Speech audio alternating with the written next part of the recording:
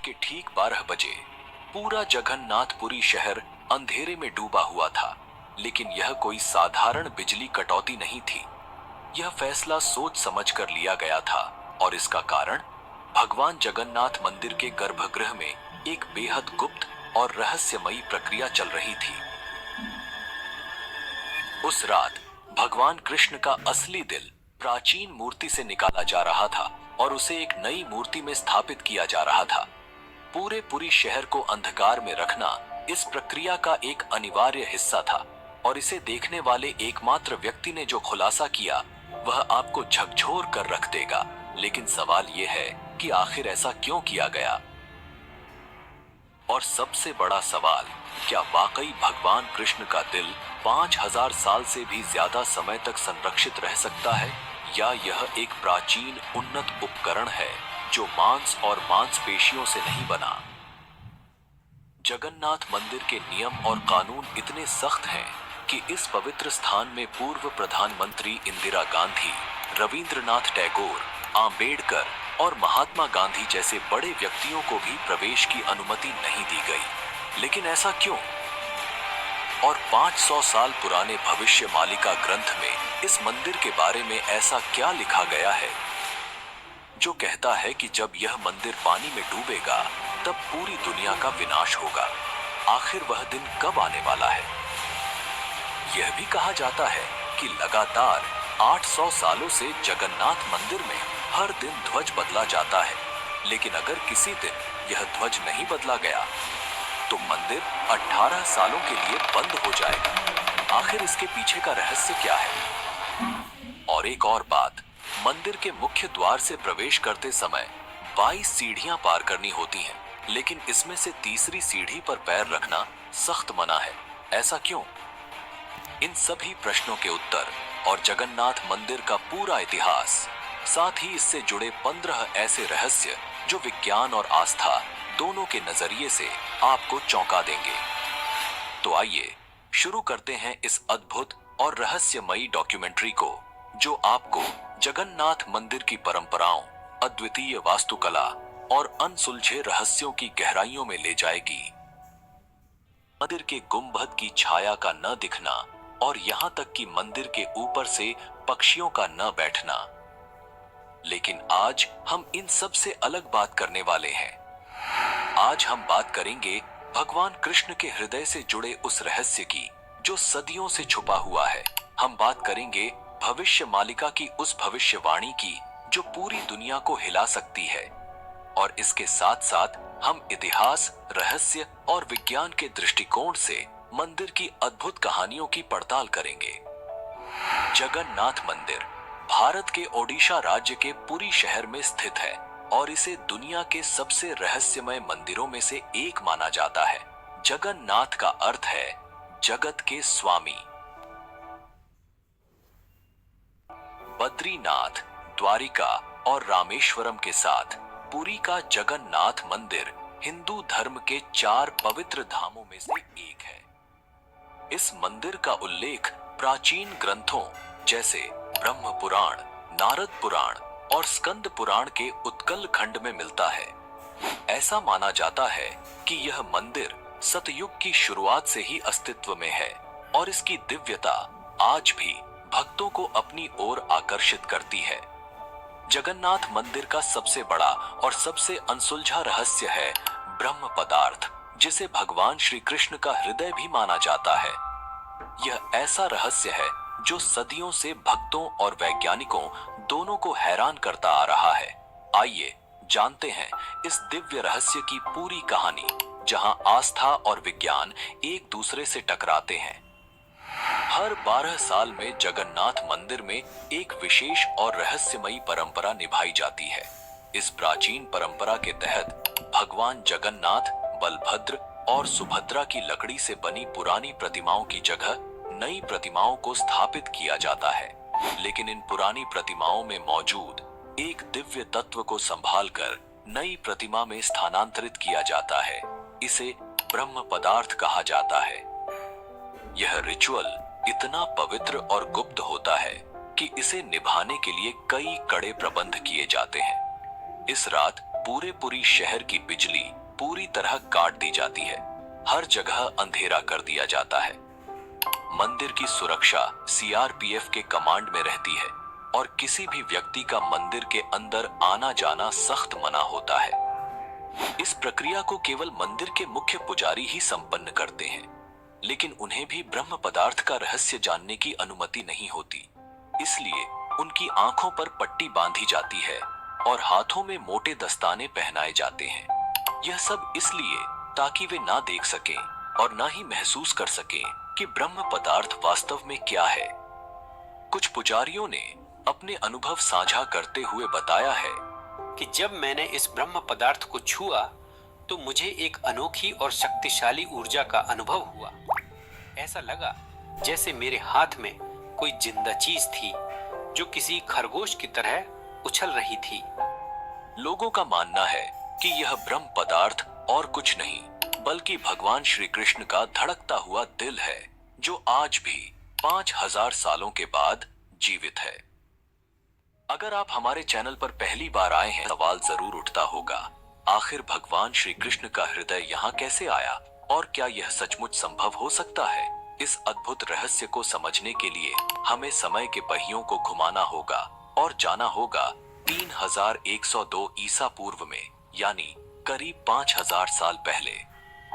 एक ऐसा समय जब भगवान श्री कृष्ण ने अपनी लीला समाप्त कर इस पृथ्वी से विदा ली।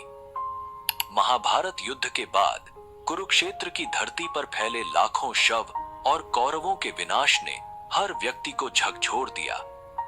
इसी विनाश के लिए गांधारी ने भगवान श्री कृष्ण को दोषी ठहराया।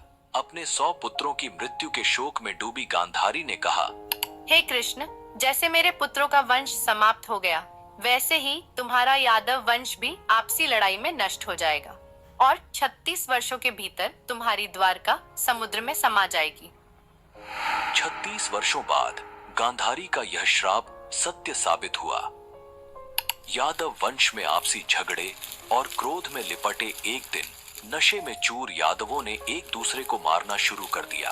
इस घटना के बाद द्वारका समुद्र में डूब गई। यह विनाश स्पष्ट संकेत था कि भगवान श्री कृष्ण का पृथ्वी पर समय समाप्त हो चुका है। अगर आपको भगवान कृष्ण की द्वारका नगरी कैसे डूबी और इसके पीछे छिपे रहस्यों के बारे में जानना है, तो वीडियो के डिस्क्रिप्शन में कृष्ण जंगल की ओर चले गए। वह एक पीपल के पेड़ के नीचे ध्यानमग्न हो गए। तभी जरा नामक एक शिकारी ने उन्हें हिरण समझकर तीर चला दिया। तीर उनके पैर में लगते ही जरा को अपनी गलती का एहसास हुआ। वह माफी मांगने भगवान के पास पहुंचा। श्री कृष्ण ने मुस्कुराते हुए कहा, डरो मत, यह सब मेरी लीला का हिस्सा है। त्रेता युग में तुम राजा बाली थे। मैंने राम अवतार में तुम्हें छल से मारा था और अब उसी कर्म का परिणाम है कि आज तुम मेरे लिए मृत्यु का माध्यम बने हो। इसके बाद श्री कृष्ण ने योग निद्रा में लीन होकर इस भौतिक संसार को त्याग दिया। जब अर्जुन को इस दुखद समाचार का पता चला तो वह तुरंत पहुंचे और भगवान का अंतिम संस्कार किया। लेकिन चमत्कार हुआ, भगवान का पूरा शरीर पंच तत्व में विलीन हो गया, सिवाय उनके हृदय के। यह हृदय धड़कता हुआ और ऊर्जा से भरपूर जलने से बच गया। यह दिव्य हृदय, जिसे बाद में ब्रह्म पदार्थ कहा गया।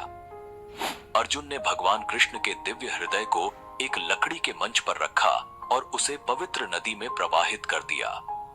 यह दिव्य हृदय नदी में बहता हुआ लंबे समय बाद ओडिशा के महानदी तट पर पहुंचा। उस स्थान पर एक सब्र जनजातीय समुदाय रहता था। इस जनजाति के मुखिया थे विश्ववासु। जब उन्होंने इस दिव्य हृदय को लकड़ी के मंच पर तैरते हुए देखा तो वह चकित रह गए। इस हृदय से एक दिव्य चमक निकल रही थी। विश्ववासु ने तुरंत इसकी दिव्यता को पहचाना और इसे नील माधव के रूप में पूजना शुरू कर दिया। उसी समय मालवा राज्य के राजा इंद्रद्युम्न, जो भगवान विष्णु के परम भक्त थे, ने भगवान नील माधव के दर्शन करने की प्रबल इच्छा व्यक्त की। उनकी यह खोज आगे चलकर भगवान जगन्नाथ मंदिर के निर्माण की आधारशिला बनी। लेकिन आगे बढ़ने से पहले इस वीडियो को एक लाइक करके चैनल 1 सेकंड का काम है, लेकिन इससे हमारी काफी बड़ी मदद होती है। मालवा के राजा इंद्रद्युम्न भगवान विष्णु के परम भक्त थे। एक रात भगवान विष्णु ने सपने में दर्शन देकर आदेश दिया कि वह उनकी दिव्य मूर्ति नील माधव को ढूंढे और उनके लिए एक भव्य मंदिर का निर्माण करे। भगवान ने संकेत दिया कि यह मूर्ति नीलांचल की एक गुफा में छिपी हुई है। राजा ने अपने ब्राह्मण पुजारी विद्यापति को नील माधव की खोज के लिए भेजा। कई दिनों की कठिन यात्रा के बाद विद्यापति ने आदिवासी मुखिया विश्ववासु के बारे में सुना, जो एक गुफा में छिपी इस दिव्य मूर्ति की पूजा करता था। विद्यापति ने नील माधव की पूजा की अनुमति मांगी, लेकिन विश्ववासु ने इसे अपनी जनजाति का रहस्य बताते हुए मना कर दिया। विद्यापति ने तब चालाकी से उनकी बेटी ललिता से विवाह कर लिया और इस प्रकार विश्ववासु का विश्वास अर्जित किया। ललिता के माध्यम से विद्यापति ने विश्ववासु को मनाया और उसे गुफा तक ले जाने के लिए राजी कर लिया। यात्रा के दौरान विद्यापति ने चुपचाप रास्ते में सरसों के बीज गिरा दिए ताकि वह वापसी पर रास्ता पहचान सके। जब विद्यापति ने पहली बार नील माधव की मूर्ति देखी तो वह उसकी दिव्यता से मंत्रमुग्ध हो गए। तुरंत उन्होंने राजा इंद्रद्युम्न को इस अद्वितीय मूर्ति के बारे में सूचित किया, लेकिन जब राजा गुफा पहुंचे तो मूर्ति वहां से गायब थी।